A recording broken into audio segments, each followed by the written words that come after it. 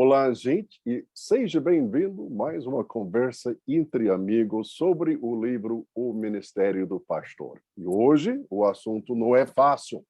A gente vai conversar sobre o assunto confrontando pecado no corpo de Cristo. Por que um assunto tão desagradável?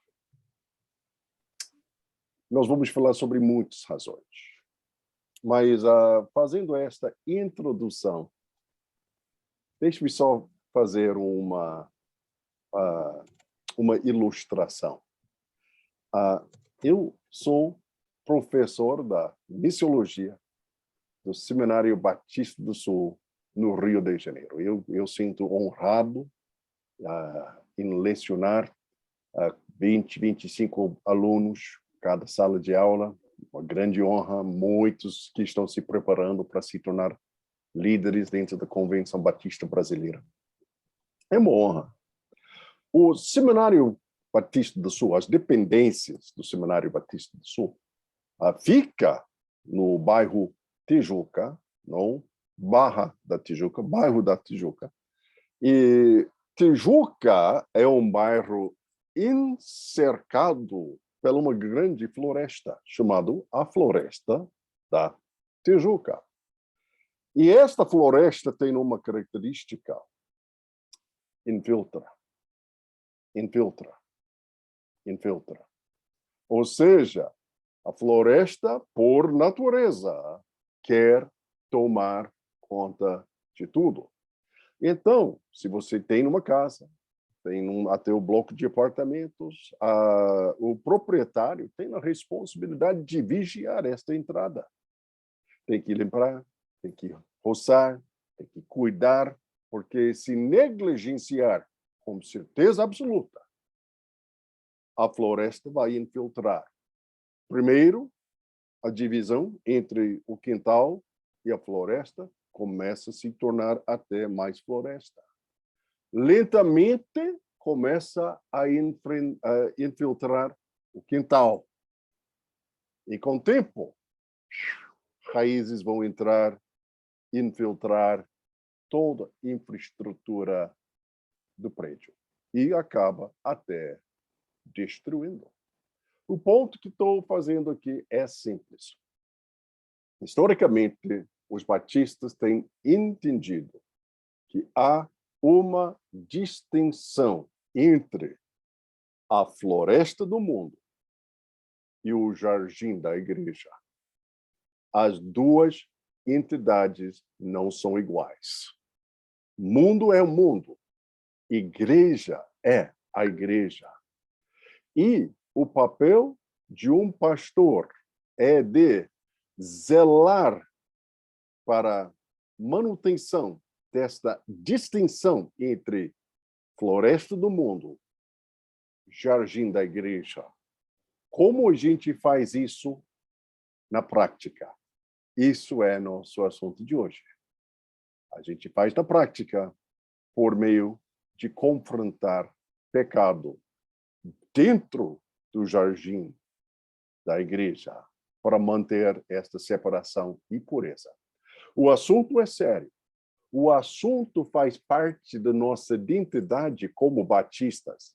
E para nos facilitar nesta conversa, vou passar neste momento a palavra para o pastor Francimário, que será nosso facilitador de hoje. Pastor Francimário, muito bom dia. Tu tens a palavra. Bom dia, pastor Marcos. Bom dia, meus irmãos pastores. Que bênção podermos estar juntos nesta manhã para considerarmos um assunto tão importante, essencial e necessário à Igreja do Senhor e à nossa própria vida. Quero considerar com os irmãos uma leitura inicial de Mateus, capítulo 18, versículo 15 ao versículo 17, que diz assim: Se um irmão pecar contra você, fale com ele em particular e chame-lhe a atenção para o erro. Se ele ouvir, você terá recuperado o seu irmão. Mas se ele não o ouvir, leve consigo um ou dois outros e fale com ele novamente, para que tudo o que você disser seja confirmado por duas ou 3 testemunhas. Se ainda assim ele se recusar a ouvir, apresente o caso à igreja. Então, se ele não aceitar nem mesmo a decisão da igreja, trate-o como gentil ou como cobrador de impostos. Esta é a palavra do Senhor, é um texto-chave para a nossa conversa nesta manhã. Então, vamos juntos pensar sobre essa questão que nós precisamos focar, considerar hoje. Eu quero me dirigir, no primeiro momento, ao pastor Roberval e já pedir ao pastor Carlos que já fique atento aí à segunda pergunta, tá certo? Então, a primeira pergunta, pastor Roberval, é: qual o papel da igreja local e do pastor na administração da disciplina eclesiástica? Eu gostaria de ouvi-lo com relação a essa pergunta, pastor, as suas impressões sobre essa pergunta e também, rapidamente, uma abordagem daquilo que o senhor percebe como realidade hoje nas igrejas no Brasil. Obrigado, pastor Francimário. Muito bom dia a todos os pastores aí, os amigos.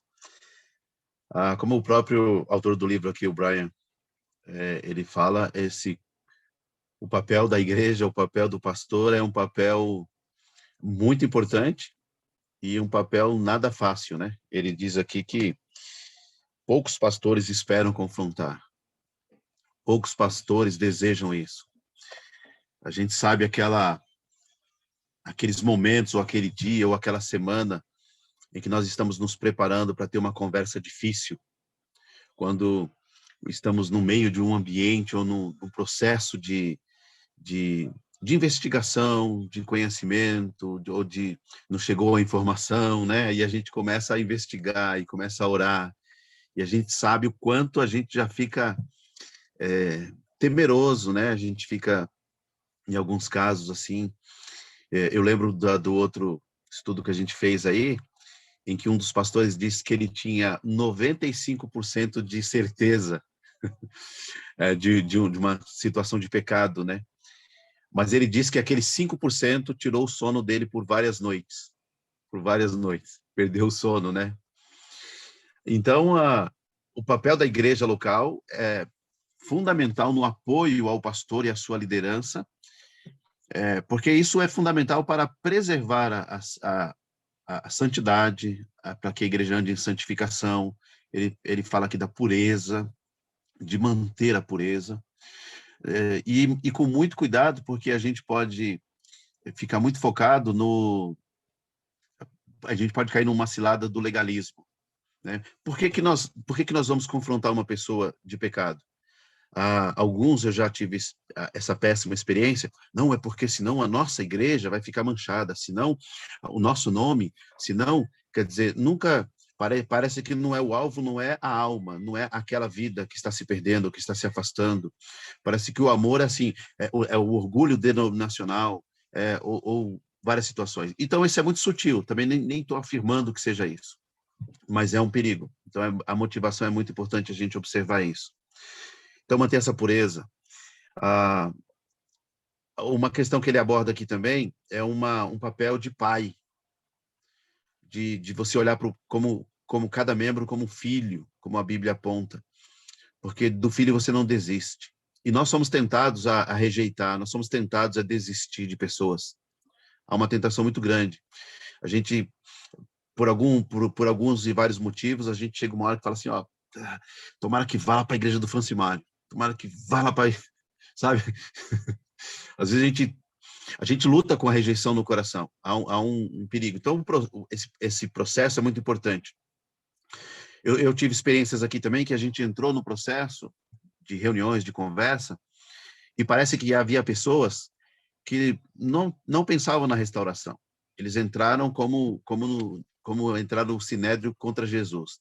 Eles não estavam preocupados em fazer um julgamento justo, eles queriam era condenar. O objetivo era condenar. E aí eu disse, irmãos, nós estamos lidando aqui com o irmão ou com o lobo? Essas definições é muito importante. Com quem eu estou lidando? Com quem nós estamos tratando aqui? E então isso é importante para manter a unidade da igreja. E confrontar o pecado é sempre muito complicado mesmo nesse sentido. E aí eu chamo a atenção, queridos, uma coisa que como a gente não gosta de confrontar, como a gente não gosta mesmo de lidar com certas situações, então nós devemos redobrar o nosso trabalho na boa exposição da Escritura, no discipulado, porque quanto mais fundamentado estiver, a gente vai ter menos, não quer dizer que nós não vamos enfrentar isso, mas eu acredito que vai diminuir muito, né, essa questão, porque aquele princípio que falam, né, é melhor confessar tentação do que pecado. Então, se a gente conseguir chegar no momento da tentação, a gente ajuda o irmão muito, muito, muito. E também essa questão da administração da disciplina protege, né? Porque uma pessoa bem... tanto que quando nós lidamos bem, agimos bem nesse processo disciplinar de santidade, a própria igreja vai ver que existe uma liderança zelosa, vai ver que existe um pastor que está atento, que se preocupa com a saúde espiritual, com a comunhão da membresia, que tem essa cautela. Então, o papel é muito grande aqui, acho que eu estou falando até muito, é uma abordagem muito grande aqui para isso. Mas é fundamental para manter a pureza, manter a santidade, manter a igreja saudável.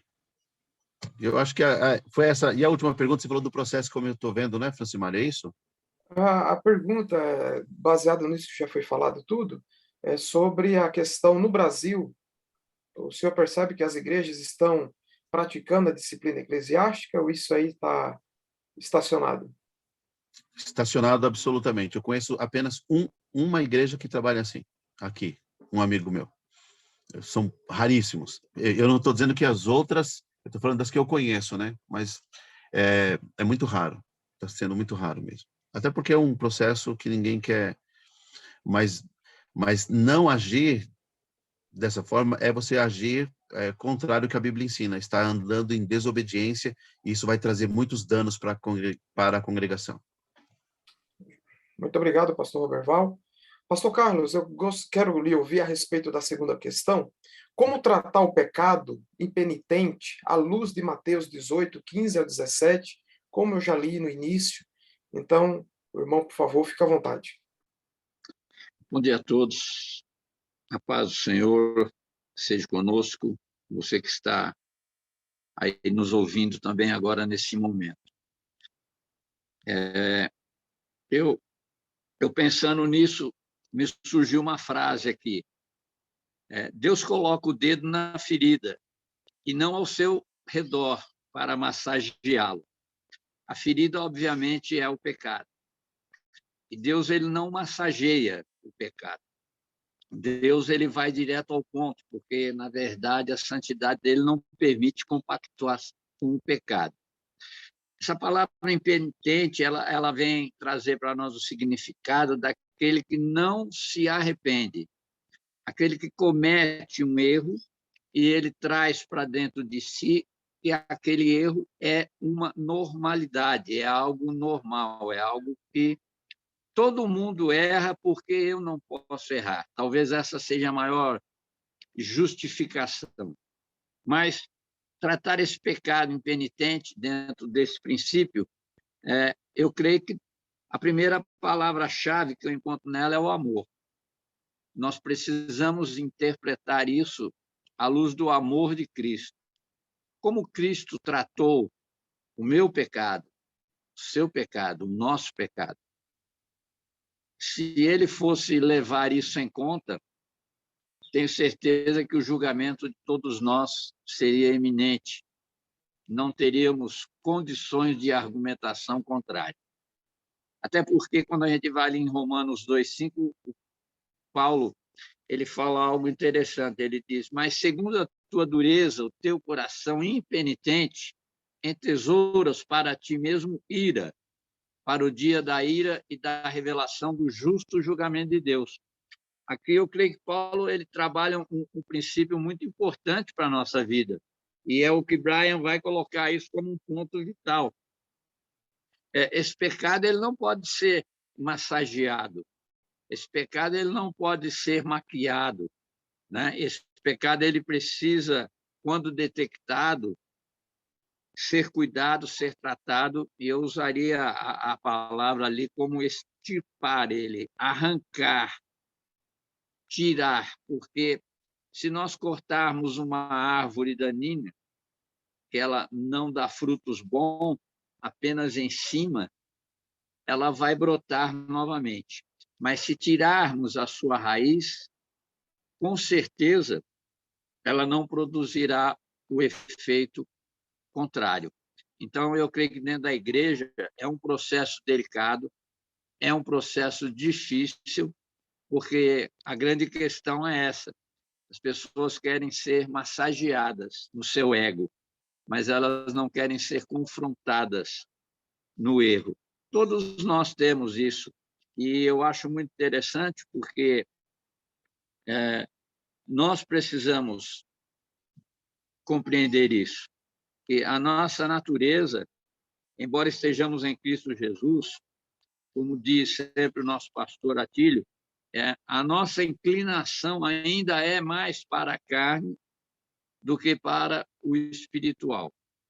Então, isso é importante, porque nós estamos dentro de uma batalha. Deus está trabalhando pelo poder do Espírito Santo no nosso coração para que isso não aconteça. Obviamente, isso vai acontecer em várias instâncias da nossa vida, mas tudo isso é para quê? Para reflexão, para entendimento e para correção.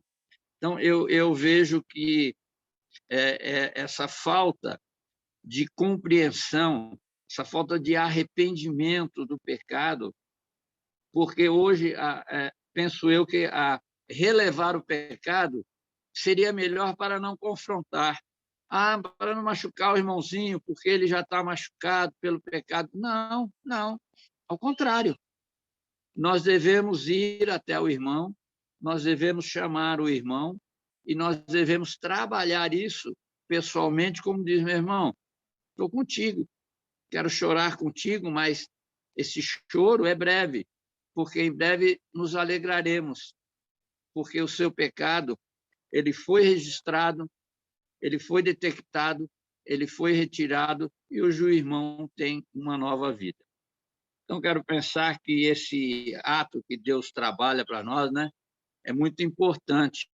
E eu acho que as pessoas têm dificuldade. Algumas vezes, falando com alguém, as pessoas dizem assim, mas você está me julgando diante desse texto. Não, eu não estou julgando nada. Eu não estou julgando. Juízo é diferente. Quando nós vemos os nossos filhos fazer algo errado, há um julgamento, quer você queira ou não. Sim ou não? Sim, óbvio. Estou vendo meu filho fazer algo errado. O que eu vou fazer? Eu vou conversar, eu vou apontar, eu vou mostrar o erro e eu espero que ele entenda e ele saia desse erro. O julgamento que nós fazemos é um julgamento de prevenção, eu diria. Diferente do juízo de Deus. No juízo não haverá mais contestação. Aí haverá sentença. E o que o Senhor nos ensina aqui em Mateus é isso. É tentar nos redimir o máximo possível do pecado. É tentar compreender que erramos diante de Deus, não todos os dias, eu diria a cada segundo da nossa vida, seja por pensamentos, atos, mas que isso é uma forma do Espírito trabalhar a nossa vida. A igreja ela tem essa autoridade. Nós já vimos isso anteriormente, porque a mesma igreja que na profissão de fé ela aceita o seu membro, é a mesma igreja que também, quando confrontada o pecado, ela corrige o seu membro. E isso tem amor, de uma forma muito sadia. Então, eu vejo que essa questão do pecado, o Brian ele vai colocar muitos pontos aqui, né? Ele faz os 3 passos aqui, que eu diria, se pecar contra você, vai e admoeste. Se não ouvir, toma consigo testemunha. Caso recuse, que é a palavra que o Senhor nos deixou aqui. Então, o alvo da disciplina é claro, é trazer o irmão de volta, é restaurar aquilo que foi danificado. E eu acho muito interessante aqui, para mim finalizar, quando a gente olha aqui o livro do pastor Russell Shedd, O Mundo, a Carne e o Diabo. Então, nós temos marcas na carne. A carne foi danificada, ela foi jogada muita impureza nela. Jesus, quando veio para nos resgatar e quando ele nos encontra e nós o aceitamos como Senhor e Salvador, a tendência agora é de restauração. Esse é o amor maior de Deus. É restaurar o pecador que está perdido, pecador que já não se encontra mais ou não se encontrava anteriormente nos caminhos do Senhor. Então, essa marca, ela vai deixar uma cicatriz, mas quem vai tirar essa marca de nós? É Jesus.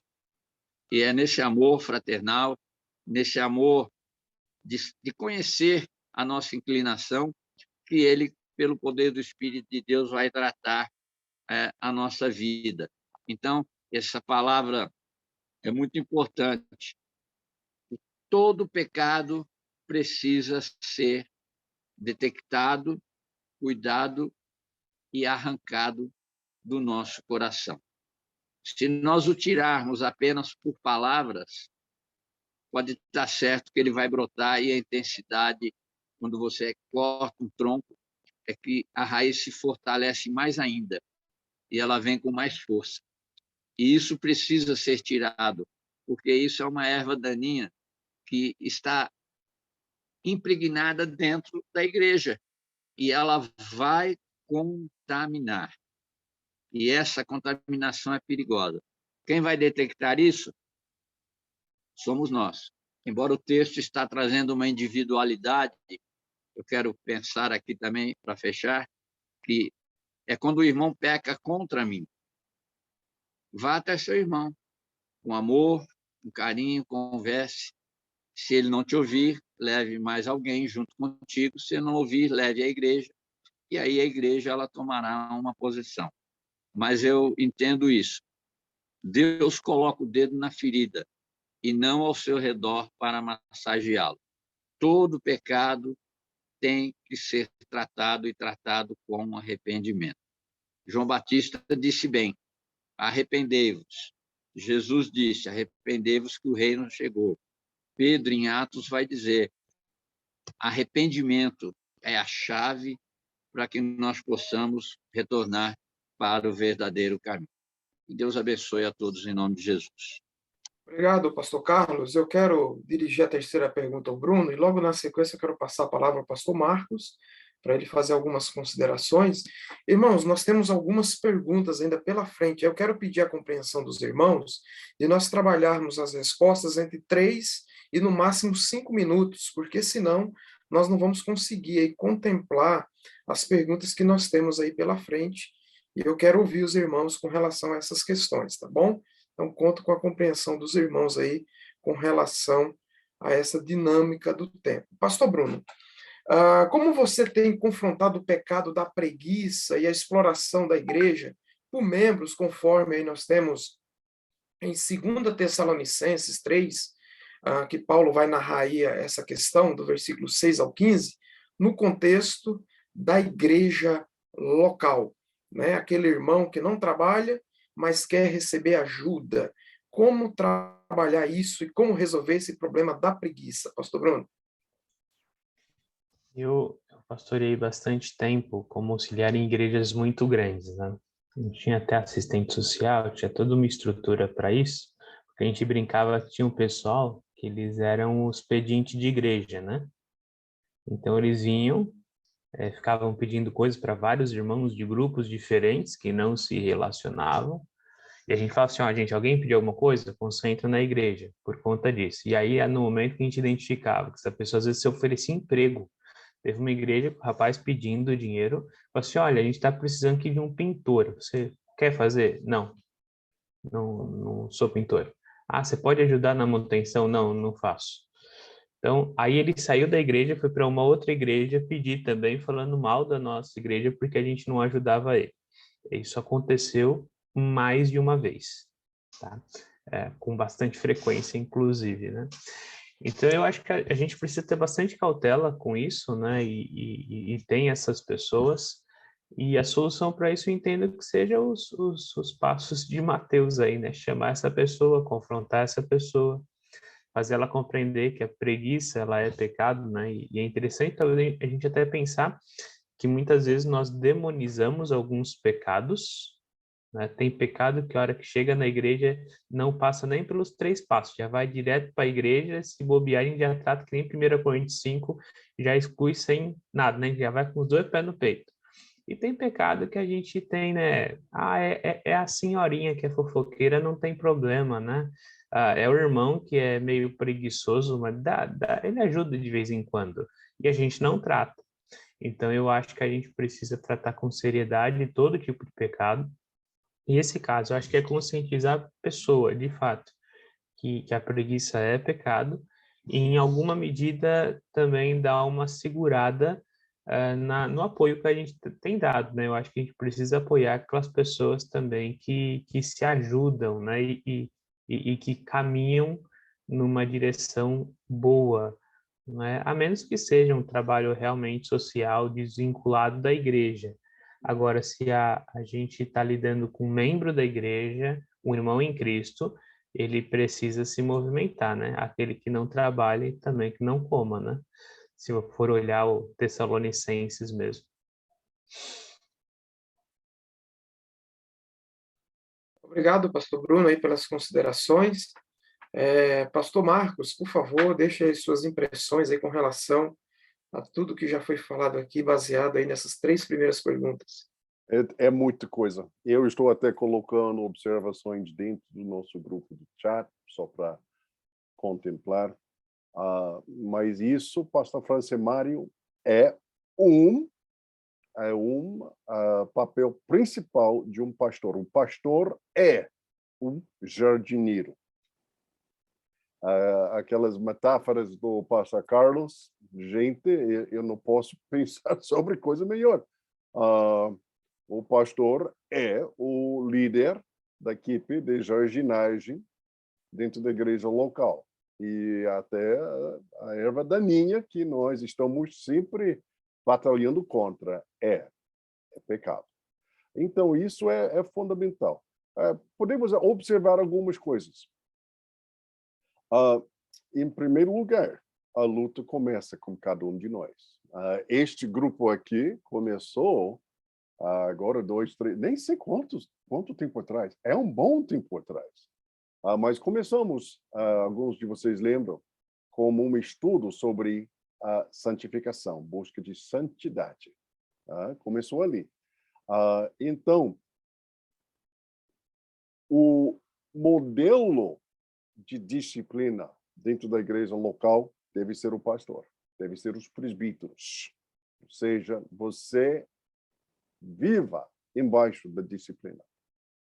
Você viva embaixo da disciplina. Então, a questão é importante para cada um de nós. Com quem nós estamos prestando contas? Com quem nós estamos... Gosto desta palavra do pastor Roberval. É melhor até confessar a tentação do que pecado. Ninguém fica em cima das tentações deste mundo. É um fato. E precisamos ter conversas frequentes com amigos, com outras pessoas que entendem bem nossa alma, que vão orar conosco, que vão a buscar santidade conosco, em que a gente pode dizer, eu estou enfrentando tentações em certas áreas. E muitas vezes o pastor só precisa ouvir alguém falando bom senso. Então, meu amigo, acho que você precisa limitar seus contatos com esta pessoa. Você precisa pensar sobre isso. Tem que ter até mais disciplina em termos de deixar certas coisas entrar na cabeça. Bom, pastor como modelo, primeira coisa, vivendo sempre embaixo da disciplina. 2, nós já estamos conversando sobre áreas em que precisamos entrar e vigiar. não esqueça, quem sabe muitas vezes a primeira defesa é mentoria nestas áreas. Eu sou membro de uma igreja num bairro em que os próprios moradores falaram: o problema principal aqui neste bairro é que homens não vão trabalhar. Homens não vão trabalhar. E as mulheres, tudo cai em cima delas. E os homens querem beber, homens querem fazer certas coisas, não querem trabalhar. E cada domingo eu estou discipulando um senhor e sua esposa, eu e Carolina, em que ele é um catador de lixo. Ele é um catador de lixo. Meus irmãos, vocês conhecem o Brasil melhor do que eu. Catador de lixo fica em que nível na sociedade brasileira? Tá cheio. Pode ser mais baixo? É pouca coisa. Pouca coisa. Mas eu estou encorajando ele. Todo trabalho é honrável. Todo trabalho é nobre. Todo trabalho. Então, mentoria como homem sobre essas questões, fundamental. Mas precisamos ficar prontos. E eu vou finalizar aqui dizendo, meus irmãos, quem sabe vale a pena também uma reflexão entre nós de como lidar em disciplina como único presbítero dentro da igreja. Isso é difícil. Porque muitas vezes, falando sinceramente, o pastor vai ver pecado que precisa ser identificado, confrontado, pastor Carlos, quem sabe retirado, e muitas vezes o pastor presbítero único sabe, mas eu não tenho o apoio da congregação de fazer isso. Então, acho que vale a pena para nós pensar e sondar isso. E você já sabe o que vou dizer que seja a única solução. Tem que ter presbíteros. Porque isso não é... no prazo longo, meus irmãos, está difícil contemplar, pastor Francis Mário, uma pessoa arcando com toda a responsabilidade dentro de uma igreja local. Eu creio que precisamos pensar sobre essa questão dos presbíteros como a única solução de lidar com responsabilidade com o pecado dentro do corpo, não pedindo que uma pessoa vai assumir toda a responsabilidade e, se não der certo a conversa, toda culpa, que ninguém é capaz de assumir todo peso. Precisamos a sabedoria do corpo de Cristo, sabedoria de homens chamados para ser presbíteros e pastores espirituais do rebanho de Deus. Obrigado, pastor Marcos, pelas considerações. Pastor Robson, considerando aí a questão de número 4, qual tem sido a conduta dos pastores e da igreja com relação àquele indivíduo que tem causado divisão no meio da igreja, conforme Paulo, né, fala a Timóteo no capítulo 3, do versículo 9 ao versículo de número 11. Fique à vontade, meu irmão.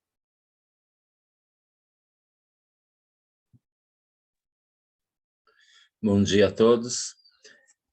Confesso que é um assunto que estou anotando tudo aqui, tenho aprendido, até falei, hoje eu vou ficar quieto, vou ouvir mais os irmãos, porque eu vejo na escola, assim, de missionário, é mais fácil, porque como você discipula a pessoa, você tem a liberdade e vai conversando, e ali na palavra você vê a mudança. Então, eu vejo o discipulado é muito mais tranquilo, você conversar, porque você vai ensinando a Bíblia e a pessoa está ali se arrependendo e vai andando junto. Pelo menos a experiência que eu tenho. Eu cheguei aqui na igreja, um projeto de plantação de igreja, mas já havia, né? Então, é aquela igreja pequena e alguns irmãos, daí até você estar ali pastoreando, eles aceitar o pastoreado, depois eu vejo bastante assim essa dificuldade de você chegar para corrigir algo sem ser ali o discipulado, né, no sentido. Mas estava lendo aqui, né, essa questão de título, lógico, eu vejo fala de pessoas, né, que vai trazer divisões insensatas, e isso, às vezes, na igreja vem dificultar, né, vem as pessoas.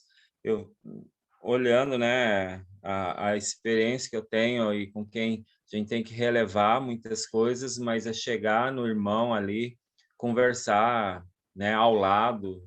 Eu vejo, já aprendi a não corrigir, né, ali, pelo menos na frente dos irmãos, mas até conversar, olha, aquela sua atitude, o que que você pensa, né, e tudo. Eu até confesso, peguei aqui, como cheguei aqui, a igreja passou por um processo que o missionário anterior, ele é bem aí dessa teologia reformada, que pregou que dízimo não é obrigatório, é coisa da lei, do passado. E trabalhar com uma igreja que eu cheguei e não dava o dízimo, então, como precisava, ó, tá faltando para aluguel, tinha que, como implorar para os irmãos. E isso eu tive dificuldade, e a junta me deu liberdade, e no segundo mês eu falei, olha, eu penso assim na Bíblia, né, dízimo, lógico que não é assim obrigatório, mas tive que trabalhar com os irmãos, daí já tive aqueles irmãos com dificuldade, e eu vejo até hoje, 4 anos aqui, ainda a gente caminha, né? Tem pessoas com essas dificuldades, com ensinamentos. Mas a resposta eu vejo, né? Assim, o que eu tenho aprendido é na conversa, lógico, na Bíblia, né? Para ver ali arrependimento, se há algo. Mas confesso que também falei que ia mais ouvir dificuldade no sentido você ver que, querendo ou não, né, um pastor, a gente sabe que uma pessoa está distante e coisa, e é aquilo, chegar assim, corrigir, tenho muita dificuldade ainda. Tanto que esse assunto, para mim, né, até como pastor, talvez vocês falem, ah, minha igreja não corrige, que eu era muito mais de amor, relevar, ah, vamos colocar isso diante de Deus, Deus vai mostrar, né? Mas por isso que eu falo, hoje estou aprendendo muito mais, quero aprender, até que os irmãos podem colocar coisas mais práticas aí para aprender. Não sei se respondi, mas tenho aí andado ainda nesse sentido. Eu vejo bem diferente, como eu comecei falando, né, a questão do discipulado, uma questão aí na igreja, os irmãos que têm a igreja com tantos membros, tratar esse assunto. Eu vejo bem dificuldade. Obrigado, pastor Robson. Eu me lembrei, pastor, falando aí, de uma situação, alguns anos atrás, eu estava ainda começando na vida cristã e apareceu 2 indivíduos na igreja, uma igreja, naquele contexto, era uma igreja pequena, e rapidamente eles ganharam, né, a igreja no sentido, eles eram bem carismáticos, mas disseminava um outro evangelho. E quando confrontados pelo pastor naquela ocasião, eles não permaneceram da igreja. A coisa mais fácil que eles acharam foi fugir. Então, nós precisamos tomar muito cuidado, meus irmãos, é sério, né? Nós não podemos tolerar falsos mestres dentro da igreja de Cristo. Devemos confrontá-los e de duas uma, ou eles se convertem ao evangelho verdadeiro, ou eles vão fugir, porque a palavra de Deus, ela é poderosa. Muito bem, eu quero ouvir agora o pastor Roberval. Pastor Roberval, a quinta pergunta é a seguinte: que tipo de atitude a igreja precisa tomar com relação ao pecado público, considerando ainda o texto de 1 Coríntios 5, do versículo 1 ao versículo 13, né, que é aquele contexto lá do camarada que está se relacionando sexualmente com a madrasta, né? Então, dentro desse contexto, como que a igreja precisa agir com relação a isso? Então, por favor, deixe aí suas considerações. Pois é, meu irmão. Sempre que envolve pecado, exige muito cuidado, muita cautela, porque pecado pode conduzir a outros pecados, né? Tratar o pecado de maneira errada também é pecado, né? De todas as formas. Então é sempre olhar para a palavra de Deus, olhar para a Escritura, e uma coisa é correto, é agir rapidamente, né? Não não protelar, não ficar deixando para lá, mas agir rapidamente também não quer dizer que nós não devemos ter cuidado com a precipitação, né? E sempre aquela motivação. Por que nós temos que agir rapidamente? O alvo sempre deve ser sempre fundamentado no amor, o alvo sempre é a restauração, né? Não é um juízo condenatório, é sempre buscar restauração, buscar trazer de volta. Então, esse agir rapidamente. E quando o pecado é público, tem um outro agravante. Todo mundo tem uma opinião, todo mundo tem uma informação, todo mundo viu de um jeito. E aí a liderança é bombardeada por tantas informações, né? Então, os irmãos me ajudem aí. Eu lembro que uma vez no grego, a palavra presbítero parece que dá uma ideia de investigador, parece que tem uma função também de investigar. Depois os irmãos me ajudem a pesquisar isso. Mas é muito importante investigar mesmo, conversar com as partes envolvidas, ouvir claramente, estar muito atento ao que a palavra de Deus está dando aquela orientação, talvez buscar conselhos, depende do tamanho da congregação. Há muitas ciladas, situações que a gente tem que tomar muito cuidado com isso. Então, eu acho que investigar e aplicar a disciplina biblicamente, de maneira amorosa, a buscar a restauração. E se o tal, né, a pessoa que está nesse ato de processo aí, que cometeu o pecado, ela for realmente do Senhor, ela vai aceitar a disciplina. Porque Hebreus 12, né, ele fala assim que quem não é filho, aquele que não aceita a disciplina é bastardo. Se é filho e tratado como filho, vai terminar bem, né? Apesar da tristeza, da dor, porque nenhuma disciplina traz alegria, nenhuma disciplina, a disciplina é dolorosa para todo mundo sofre com isso. Então, eu penso assim, querido. Ok, obrigado, pastor Roberval. Eu me lembrei também, pastor Roberval, que quando o pecado é público, precisamos tratar publicamente. Quando é privado, tratar da mesma forma no privado, né? Então, isso é bem interessante, importante para nós. Pastor Marcelo, está conseguindo aí me ouvir e vai conseguir falar aí? Ok, maravilha, meu irmão. Boa notícia aí, né? Que joia. Meu irmão estava tendo um probleminha com o computador. Eu quero considerar esse primeiro ponto aqui contigo, pastor Marcelo, e depois, com os demais, que é a questão 6, eu subdividi ela em 4 pontos importantes aí para nossa consideração. Comente aí os motivadores pastorais para a confrontação do pecado abaixo. Eu acredito que esta é uma palavra-chave, motivação. Nós estamos motivados para ajudar ou para saber detalhes do pecado da pessoa e acabar sendo mais um agravante? Então, há essa questão, né, que a gente precisa considerar. E diga-se de passagem, meus irmãos pastores, que é uma tentação para quem está aconselhando saber detalhes que não é pertinente à questão em si. Então, é algo que nós precisamos tomar muito cuidado, porque senão você trata do pecado em pecado, querendo saber aquilo que não é da sua competência saber. Então, são coisas que a gente precisa considerar muito e levar muito a sério. Pois bem, pastor Marcelo, diante dessa situação, confronte o pecado para ser fiel à Escritura. O que o irmão tem a falar sobre esse subponto? Bom, muito bem, bom dia a todos. Acho que essa pergunta, eu costumo dizer assim, ela é autoexplicativa, né, a resposta dela, porque você já descreve muito bem. Nós devemos confrontar o pecado porque a Bíblia nos ensina assim, a Bíblia traz sobre nós, pastores e a comunidade de fé, essa incumbência de tratar aquele que anda errante, aquele que anda fora dos padrões estabelecidos pela própria palavra de Deus ou pelo próprio Deus para que o seu povo ande. Então, a nossa prática de disciplina, a nossa prática de correção do irmão errante, o nosso empenho em fazê-lo de maneira amorosa e bíblica, pressupõe que nós estamos sendo pessoas, pastores, líderes, zelosos pelo cumprimento da palavra de Deus, sendo fiéis à palavra dele, que nos ordena, que nos manda fazer dessa forma.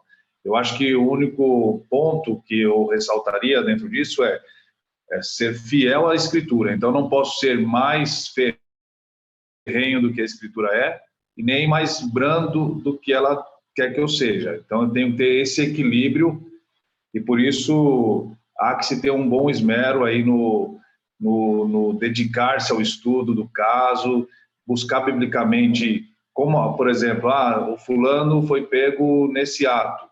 Puxa vida, eu preciso ir nas Escrituras e ver se há um caso parecido, como a Bíblia tratou esse pecado, como que ela lidou com isso, e aí eu agi da mesma forma.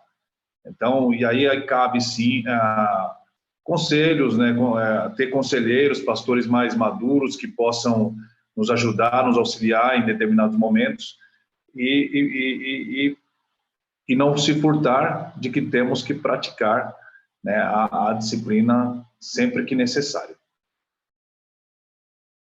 Obrigado, pastor Marcelo. Eu lembrei, pastor Marcelo, que não dá para ir para um aconselhamento sem abrir as Escrituras e ler as Escrituras para quem você está aconselhando, né? Às vezes, isso é um erro terrível, você aconselhar alguém e não abrir as Escrituras, não ler as Escrituras. Nós não podemos esquecer que é a palavra de Deus que transforma a pessoa, e é o Espírito Santo que aplica a palavra ao coração daquele pecador. Então, às vezes eu vejo, pastor Marcelo, muita filosofia, pessoas filosofando no aconselhamento e nada de Bíblia. E aí nada acontece porque, né? Então, a coisa é séria.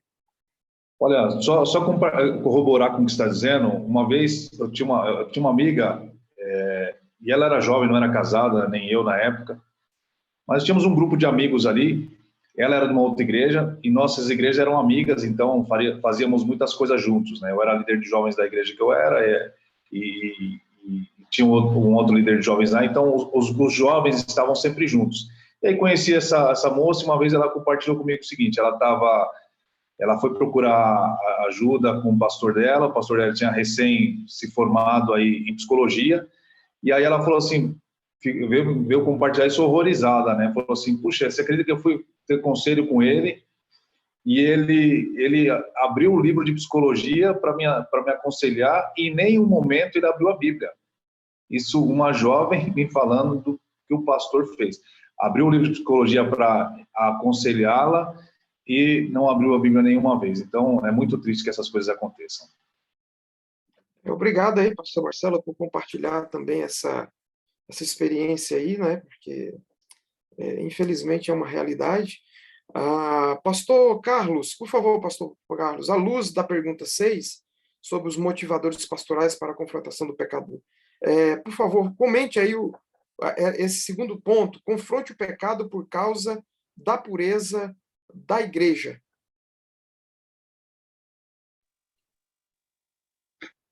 Vou lembrar a palavra que o Senhor disse, tanto no Antigo quanto no Novo Testamento, sede santo porque eu sou santo. A importância da santidade, como já foi muito bem lembrado aqui, que nós já estudamos. Isso é fundamental. Nós não estamos lidando com uma organização humana de forma a compactuar com os erros de uma maneira que não seja irrelevante, muito pelo contrário. Eu creio que confrontar o pecado é trazer para a igreja o sentido de que temos um Deus que ama a verdade, que é santo e que é puro em todos os sentidos. E Jesus ele deixa isso muito bem claro. Aquele que não cometeu nenhum pecado, aquele que, por mais dificuldade que pudesse encontrar na sua caminhada, não o fez. Então, quando nós pegamos aí 1 Coríntios 5:6, Paulo ele vai falar, esse vosso orgulho não é bom. Não sabeis que um pouco de fermento faz com que toda a massa fique fermentada? Olha, aqui é um alerta importante. Aí, as pessoas que lidam com culinária sabem muito bem disso. O excesso de fermento ele prejudica não apenas o sentido pessoal de uma vida, mas ele prejudica toda ela, porque ele cresce dentro da igreja. Ele abre um precedente muito grande aí. Então, eu acho que é muito importante esse confrontamento, né? Entender que, às vezes, essa jactância, esse orgulho, ele não pode ser levado sem que a consideração seja verdadeira. E eu vou fechar aqui com 1 Coríntios 4:6. Paulo também ele faz a mesma aplicação. Olha o que ele fala. Irmãos, apliquei essas verdades a mim e a Apolo, por amor de vós, para que, por nosso intermédio, aprendais a não ir além do que está escrito, de maneira que nenhum de vós se encha de orgulho a favor de um contra o outro. Não há acepção de pessoas. O pecado pode fazer acepção por pessoas, mas a igreja não tem acepção de pessoas. Todo pecado deve ser confrontado para que a igreja do Senhor seja uma referência de que ela não coabita, de que ela não permeie, que ela não permita que isso venha a crescer dentro da igreja, porque ela vai abrir um precedente grande. Interessante, porque Paulo ele vai falar isso aqui. Eu apliquei a mim e apliquei a Apolo. Por isso que eu estou dizendo a vocês que isso já faz parte da minha vida, isso faz parte da vida de Apolo, isso deve fazer parte da igreja. Então, eu vejo nesse sentido que a igreja precisa se policiar, ela precisa se cuidar, ela precisa ser bem tratada. E isso, claro, foi muito bem lembrado aí. Um pastor só, por mais que ele queira se esforçar, ele não vai conseguir trabalhar o todo da igreja. Mas a igreja, quando conscientizada de que ela é pura, de que ela é santa, de que ela serve um Senhor, toda a igreja unida, ela terá muito mais força para dizer não ao pecado e dar aí sim o seu devido louvor de uma maneira de um coração contristado e de um coração quebrantado para a glória de Deus. Amém, amém, pastor Carlos. Eu estava lembrando aqui, pastor Carlos, fazendo aqui, enquanto o irmão falava aqui, o cérebro aqui ligando um ponto a outro, nós temos aqui universidades no Brasil com vários cursos, né, de administração, inclusive teologia, né, que é uma excelente coisa.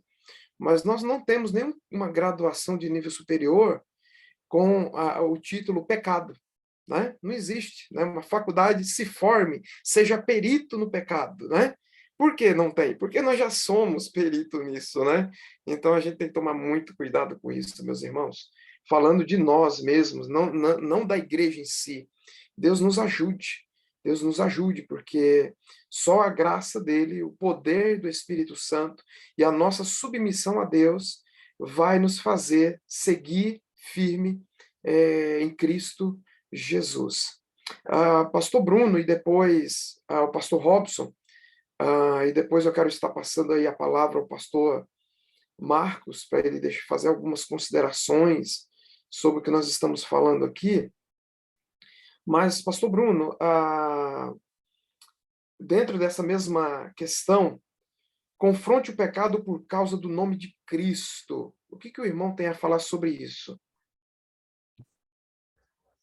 Eu acho que aqui se encaixa perfeitamente 1 Coríntios capítulo 5, né?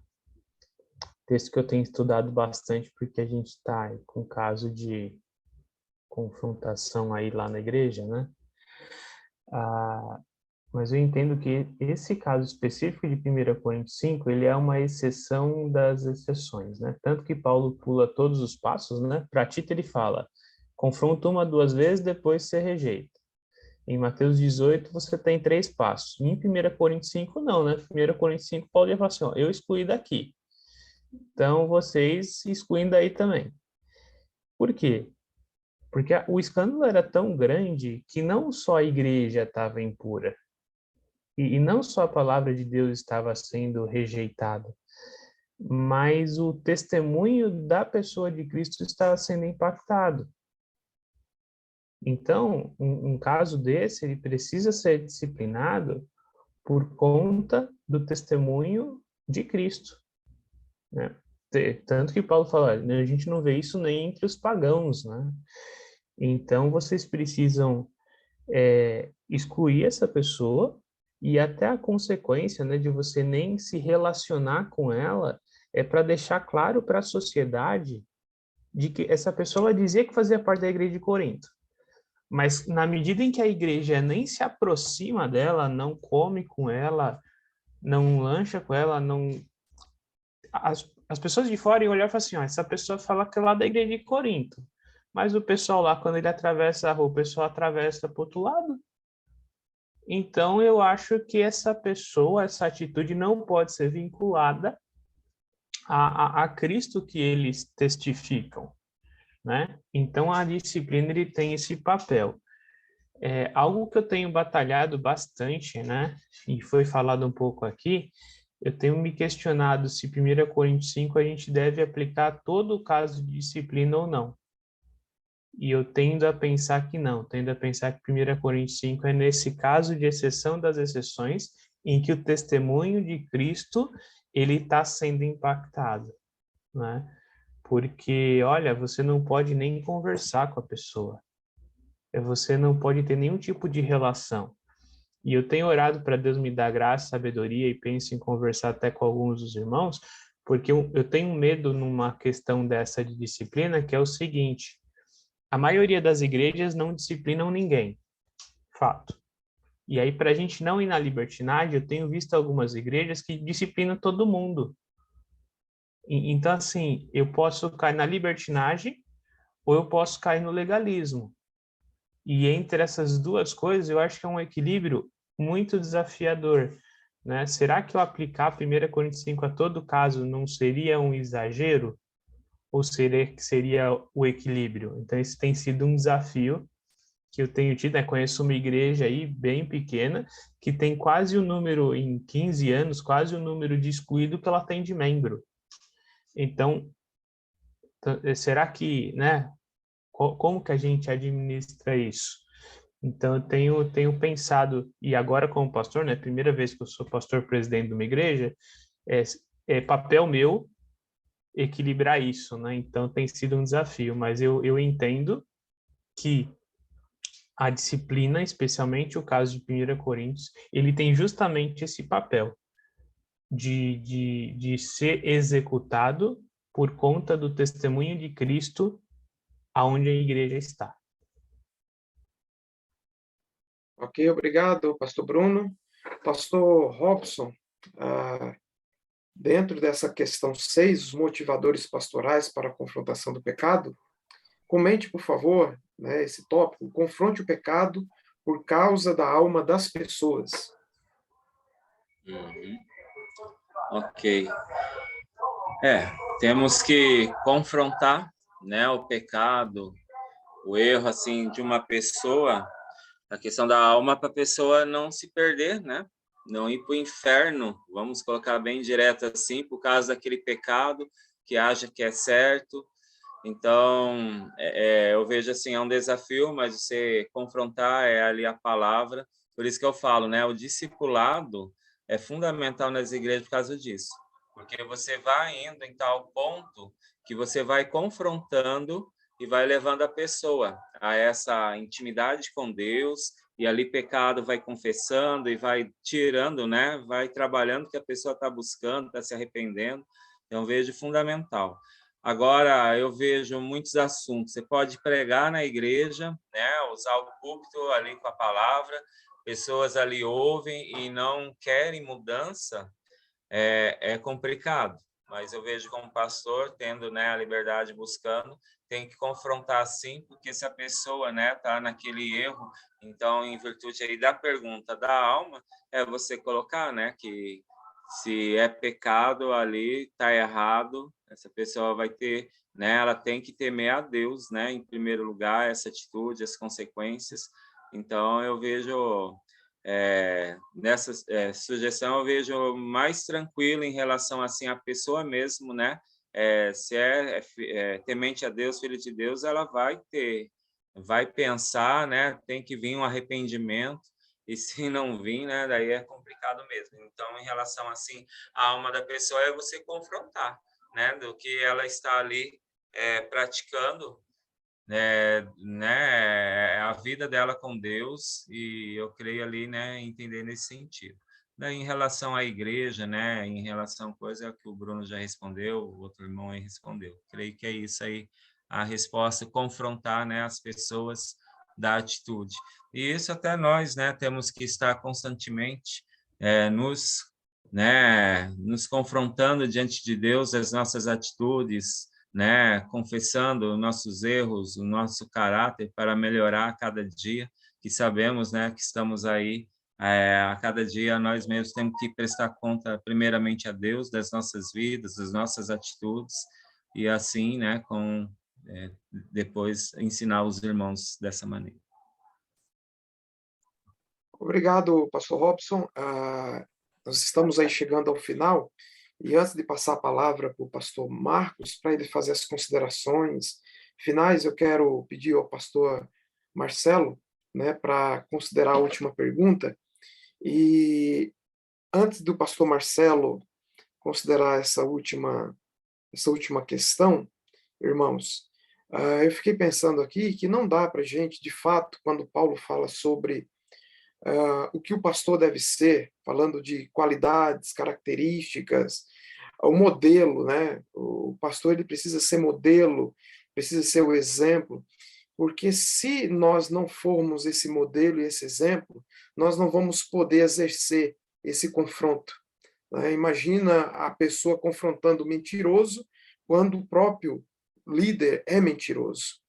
Então, que tipo de autoridade você vai ter para trabalhar essa questão? Então, é algo assim que a gente precisa considerar de fato e pedir muita misericórdia a Deus e buscar ao Senhor cada dia mais, porque não tem outro caminho. E eu lembro, meus irmãos, que diante de tudo isso que a gente já falou, existe um erro muito grande que a pessoa pensa o seguinte, né? Pelo menos eu já pensei assim, né? Eu peco e eu me arrependo depois e está tudo bem, né? E esse é um erro terrível, porque quem opera o arrependimento é Deus, mediante o Espírito Santo. Não é produto do homem o arrependimento, é de Deus em nós, através da ação direta dele. Então, quando nós temos esse pensamento, nós estamos, então, negligenciando aquilo que a palavra de Deus ensina, né? Nós estamos, na verdade, andando na mão contrária da palavra de Deus.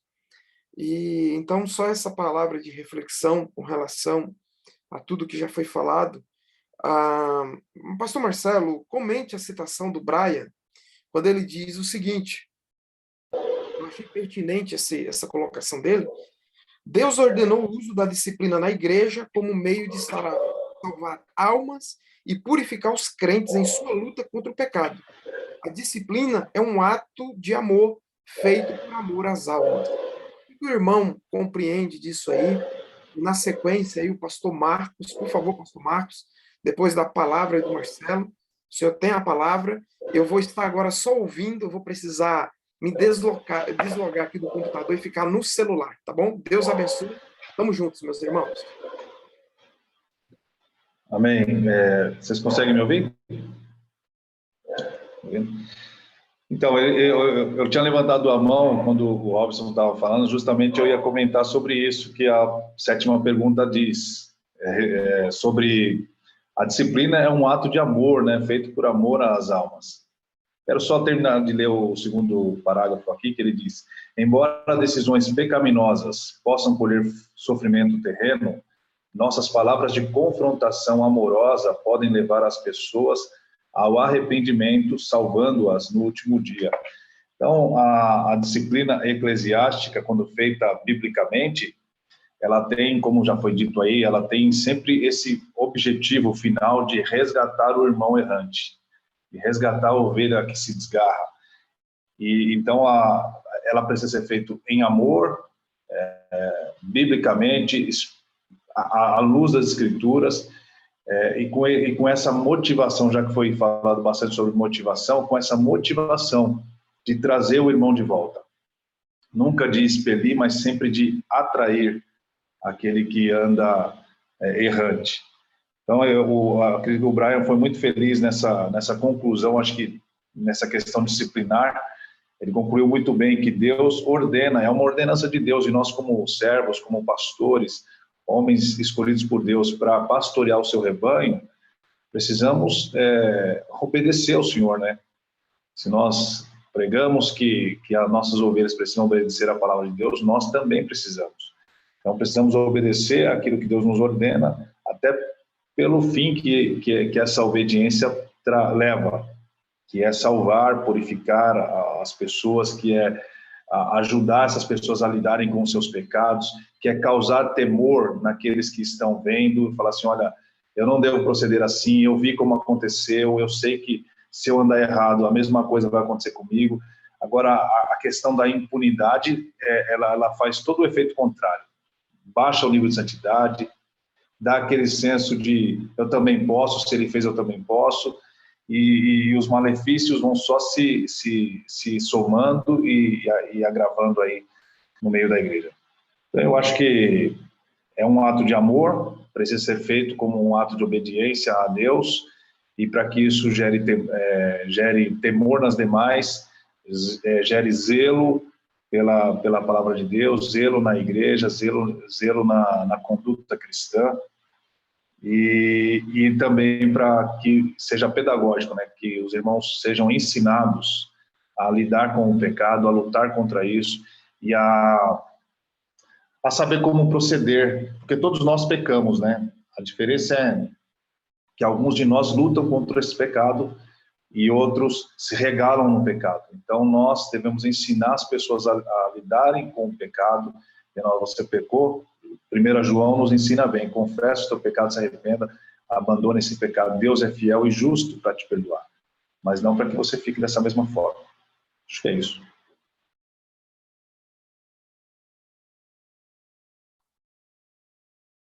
Nossa frase, Mário, queria expressar gratidão para facilitar esta conversa de hoje, que não é nada fácil, mas a realidade sempre tem sido parte do ministério de um pastor. As observações têm sido excelentes. Já fizemos estudo no passado sobre disciplina na igreja local, em termos de procedimento. Queria encerrar só fazendo um comentário sobre um ponto que eu coloquei dentro do chat. Robson e eu estávamos até refletindo sobre as dificuldades hoje em dia de fazer qualquer tipo de disciplina pública em certas igrejas. Cada questão, cada contexto social é diferente, não dá para me falar sobre questões da lei civil aqui no Brasil. Eu posso falar um pouquinho sobre a realidade americana, como tem sido observado por muitos. Hoje em dia, pessoas têm medo de falar muito sobre questões de ética, por meio de ser processado por danos morais, coisas assim. Isso também é uma tendência mundial, particularmente nos países ocidentais. O que tem sido desenvolvido nos Estados Unidos, vou ficar surpreendido que não há, de fato, uma lei paralela aqui no Brasil. É a seguinte: uma entidade que se declara religiosa, que tem expectativas, tem que se expressar essas expectativas. Tem muitas entidades, por exemplo, uma escola cristã que nunca fala de Deus, que nunca fala sobre seus valores, que nunca fala sobre suas expectativas. De repente, para a escola dizer, você está fazendo isso, não pode ensinar aqui, porque está contra nossos valores. E a pessoa responde, ninguém falou comigo sobre esse assunto. O que é isso? Então, acho que seria interessante para nós destacar a importância de um capítulo básico da história dos batistas, chamado A Aliança da Igreja. A Aliança da Igreja não é uma cartinha publicada 110 anos no passado, chamado Aliança. De fato, se quiser usar, pode, não há nenhum problema. Mas, historicamente, cada igreja batista tinha toda a liberdade de escrever sua aliança. A aliança foi nada menos do que quais são as expectativas morais, éticas, de comportamento de um membro desta igreja. Para você se tornar membro desta igreja, você está dizendo, eu vou seguir essas orientações. Membresia quer dizer isso. Eu vou seguir estas orientações. E se alguém não quiser seguir estas orientações, certamente membresia não é o caminho para esta pessoa. Mas membresia tem privilégios, membresia tem responsabilidades. Na igreja local, eu não sou membro de uma igreja americana hoje em dia, mas eu sou considerado pessoa amada e vigiada por uma igreja local nos Estados Unidos. Isso seria a igreja que me ama, me cuida. Eu pedi até, meus irmãos, eu pedi o pastor, cuida da minha alma. Ligue para mim de vez em quando. Converse comigo. Ore comigo. Não me deixe aqui esquecido. Eu queria ter até uma igreja. Um dia vou retornar para o meu país. Quem vai me conhecer? Quem vai me amar? E esta igreja, antes de cada ceia do Senhor, todo mundo vai ler a aliança da igreja, que fala sobre as expectativas de comportamento, que são as expectativas. A gente vai fazer isso, isso, isso. A gente não fará isso, isso, isso, nem aquilo. Então, mensalmente, todo mundo está sendo relembrado das expectativas. E a igreja entende que aliança quer dizer que todos nós somos até dispostos de prestar contas.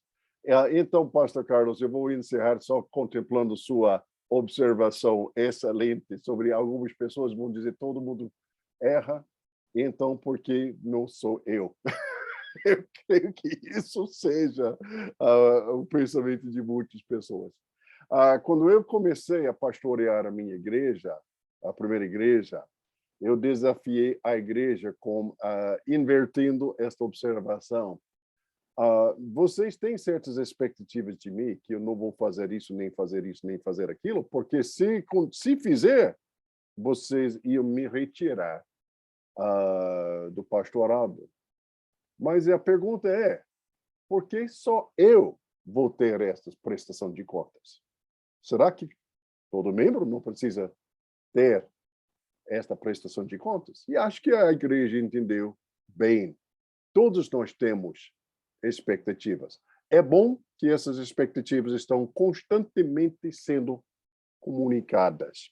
Não vai resolver todos os problemas, mas é um passo na direção certa, que a igreja local sempre está comunicando. Nós somos um jardim de Deus. O jardim de Deus é cuidado nesta forma. E ninguém fica surpreendido de dizer, jardim de Deus? Mas eu estava pensando que fosse a floresta do mundo. Não. Jardim de Deus. E por aqui, jardim de Deus é cuidado nesta forma. E qual é esta forma? Se for necessário, pecado será confrontado. Ninguém falou, sendo pastor, fosse trabalho para os fracos. Mas é trabalho que seja necessário. Porque, em cima de tudo, pastor é de ser jardineiro de Deus. Que Deus abençoe. Até a nossa conversa a semana que vem.